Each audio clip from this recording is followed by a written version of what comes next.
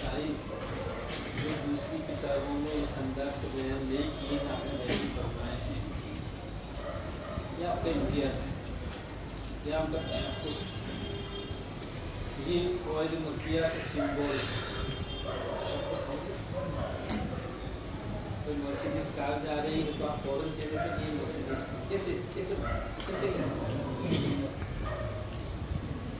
तो अफराद का भी सिंबल होता है और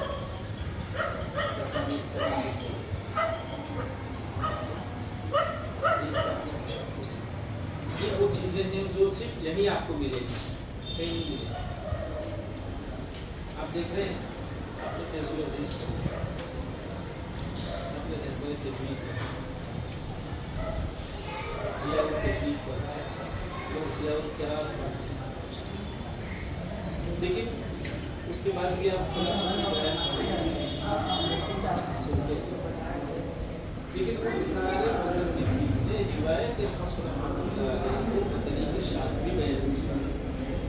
बतरीक़े शाज़िबी क़वाइद मक्किया वो किताब है कि आपने बयान को किया है रिवायत हफ्स ही को, लेकिन तरीक़े शाज़िबी भी उसमें है और तरीक़े तस्दीक़ भी, दोनों तरीक़ को जमा करके मसाइल बयान किए। क़वाइद मक्किया में रिवायत हफ्स उसके दोनों तरीक़ से बयान किया गया है।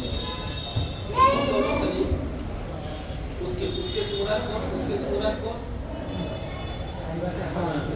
रिवायत हफ्स।